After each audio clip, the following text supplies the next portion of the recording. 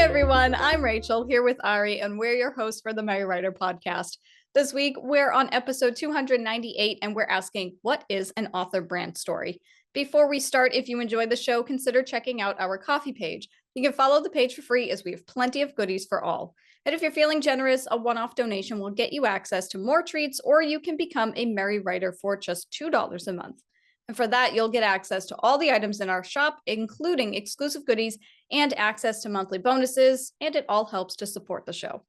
But if that's not your style and you still enjoy the podcast, then please subscribe wherever you're listening if you're not already, and consider dropping us a like if you're watching on YouTube. Okie dokie, so what is an author brand story? This is something that I recently learned was a thing when I was doing research for our author media kit episode. And it's not the same as an author bio, which is something we've also talked about in the podcast. I forget what episode it was, but I'll find it and I'll link to it in the description if you haven't heard that one. But essentially, the author bio is what you do, while the brand story is who you are as an author. And the brand story is an engaging narrative about why you became an author, why the genres and themes you write about are important for you to share. Basically, it's just a brief story about how your author journey began and how it's going and why readers should care about that. And we've talked about this on the show before in some of our, random social media episodes here and there about how it's obviously a good thing to market and promote your book and your work on social media, but you also want to have some personality on your social media. Like you want to post images of your pets on Instagram, or maybe send an image of you sitting outside while writing your next story. And readers want to see that little personality blip from you. And that's essentially what the author brand story is. It's supposed to invoke emotion in the readers to say, oh, this author sounds like they know what they're doing, and it sounds like they explore some interesting things in their books. Maybe I'll go check it out. And that can work whether or not they read in your genre. That's actually interesting because I said I had never heard of the author brand story, which, as you said, yeah, the story of who you are as an author is kind of important. And I think we have got to a point now, well, even years ago, where people are interested in the authors, not just the story they tell. And I don't know, I mean, I remember reading a book. I cannot for the life of me remember the name or the author, but I know I have it. And I think it was on one of her websites, because I think she had two websites. And she mentioned that she was really interested in learning history. And one of her novel series was started because she found a book at a library while she was traveling that covered a history of, I think it might have been the Ottoman Empire. And then a new story built up from that. And I really enjoyed learning about little snippets like that from this author, who I cannot for the life of me remember. This is what age does to you. So yeah, I think we still have this idea of like, no, the book's the most important, and it is. But yeah, people want to know a little bit more. And remember, a lot of readers are writers, and I don't know, writers are very interested in things like that. I think we all kind of have an idea of like, when did you start? Why did you start? What brought you into it? Because we kind of find a connection. Same with just people who just read. I don't mean just read. I mean people who are not writers or readers. It's kind of nice to have that relatability. So yeah, sharing that is important. Yeah, the relatability is exactly what it is, because when you write an author bio, you're including, you're including your work, your credentials, education, any certifications or awards pertaining to, your book and whatever you're writing. And the author brand story is just, this is why I do all of that. This is why I pursued that education, why I pursued writing, and this is why these stories are important to me and why I want to talk about these themes.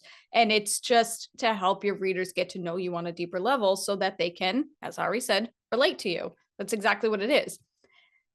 And this is something that I never really heard of either. I heard of it when I was doing research for the author media kit, because when I was making a list of things to include in it, I was like, I feel like I'm missing something. So I did a quick Google search and I found an article where it said you can have an author brand story. And I was like, I don't know what that is. That's fascinating. Because the other thing is, when we talk about the author bio, we always say you should have a short one, then you should have a longer one. And the author brand story essentially kind of is like that longer author bio. How long should it be? I don't know. I actually couldn't find that. I don't know what a typical, I don't think author brand stories are as popular. I don't think many people know about them, and it was very difficult for me to find any examples to share with you guys. So I don't know how long it should typically be, but I don't know, maybe like a page. If you're writing it like on a Word document or something, maybe no longer than a page. It's very similar in like with writing your novel, you got to pinpoint what's important to go into your brand story and figure out what readers actually want to know about you. So how exactly can you write your author brand story? And that's entirely up to you. Sorry for the anticlimactic answer, but there's really no true formula or template that can really be found for your author brand story because it's unique to you. Although I will explain some questions that you might want to answer in your story, and you don't have to touch upon all of these questions. You can talk about whatever you want because, again, it's your brand story. But if you want to touch upon when and why you became an author, what genre you write in, and why you chose that genre over another, and more importantly, why should readers care that you write in that genre? Why should they pick up your cozy mystery as opposed to someone else's cozy mystery? And what themes do you typically explore in your books? And why are those themes near and dear to your heart? Why should you be discussing those themes with your readers? What message do you want your readers to receive? What lesson will they learn from your books? And it's very difficult when you're writing your author brand story. You don't want to talk about your books too in depth, because especially even if you just have one book out, or if you have one series out, or if you have multiple, you don't want to touch upon every single one. I think with most authors, and I mean, this is me just speculating, but I feel like with most authors, there probably is one or two common themes across all of their books, whether they relate to each other or not, whether they're in the same genre or not. They probably touch upon the same, I don't know what another word is for theme. Focus, maybe? I don't know. I feel like a broken record, but they probably have similar focuses. We're going to go with that. And essentially, you just want to be personal and emotional about your writing because your books are your babies and they're important to you and you want to share them with the world, but the world needs to know why. Do you need to share your life story in this brand story? No. Do you have to go deeply personal? No. You share what you want to share about the story of why your writing journey began. And as I said earlier, however, much like a novel, you'll need to edit and decide what fits in the story and what doesn't, and only share what you want potential readers to know about you. There's the bit in when you were listing the possible questions, and this is a typical question I've heard lots of times. And it's one of those where if you were querying, they always say like, well, think about your query letter and how you'd answer this. Why should readers care about what you write? And why should they pick up your book over somebody else's? And I'll be honest, I have hated this question with a fiery passion because I think it's because my brain sometimes goes a little crazy and just like latches onto things. And the point is you're supposed to figure out what you're bringing to the table. But there are millions of books in the world. And you could say, well, I've got a strong story. And my brain goes, well, other people have got strong stories. Or I've got really detailed, other people have got detailed characters. It's like, yeah, but there's like, strong found, I've got, other people have got strong found families. And if you're anything like me, you can kind of spiral into this, like, help it. Um, don't do that. This isn't like, why are you so much better than everybody else who's written in that genre? It literally is, what are your personal strengths? Forget about everybody else's. It doesn't matter if there are better writers out there who write better world building, who have stronger themes or anything like that.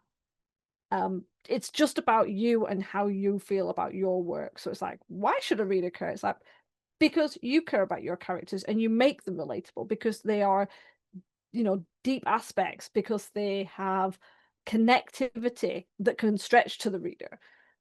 Yes, other people will have it too, and that's where I always used to get tangled, especially when I was younger. When someone said, "Well, but why is your story so much more interesting than everyone else's?" I was like, "It isn't. It isn't. I guarantee it's not as interesting as everybody else's, but it's still interesting. There's still parts you might enjoy. So if you're anything like me and you catch on to that thing and then you have a bit of a panic about it, don't think about other people's books. Just think about why your book is good for how it is as a standalone in its own little world." No, I know what you mean. And it's not an author brand story is not easy to write, and answering those questions. I mean, when you write your author brand story, I don't mean for you to just say, "Oh, I write in these themes and here's why." they're important to me. You're not writing an essay, you're writing a story about your writing journey. You want it to be personal with your readers. And I'll use myself as an example. If I talk a lot about grief and loss in my stories and my novels, and the reason for that is because I have this weird fascination with death and the unknown and ghosts and the paranormal and things like that. I like to explore those themes in a fictional sense, but obviously with a relatable twist, because we've all gone through grief. We've all felt it. We've all had a death in our family. We've all had a friend who's died, a pet who's died. We've all been through it. It's something relatable, but yet it's still something that is open for interpretation of, however, because people deal with grief in different ways, and we don't really know what happens after we die. And to me, that's something fascinating. So when you answer that question about those themes, you talk about, I need to get this on paper. I need to talk about this story in a fictional sense because it's important to me, and it's important to share these feelings with other people. And I realize I'm explaining this in a really warped way, and I apologize. I hope you guys understand what I'm trying to get at. But I agree with Ari that you're not sitting there thinking, well, my story has this, but so does this author over here. It's still something, even though we can all explore loss in our stories, many novels do. There's only one novel that's going to be personal to the way, or that's going to be unique to the way that you write loss and the way you explore it and what you put your characters through and how you can have your characters touch your readers. I concur. That's all I get. I just had the messiest explanation ever, and that's all I get. Yeah, but you covered everything and there was nothing else for me to add, so. Perfect. I hope you guys all followed that. That's just something to think about with your author brand story. And I mean, do you have to write one? No, you don't. You really don't. If it's something that you want to share with your readers or even just your newsletter people, then sure, do whatever you want. If you do write one, you can share it on your website, your media kit. Obviously, that's where this whole thing started. You can also share bits and pieces with a new book launch. Like if there's a part of your author brand story that pertains to why you wrote a specific book, you can take that little chunk and use it to help market that book. And you can also just do random get to know the author posts on your social media, and you can use little bits and pieces of your brand story on there too. And finally, can you have more than one brand story? Because I know a lot of authors, they write multiple genres or they have pen names or multiple pen names.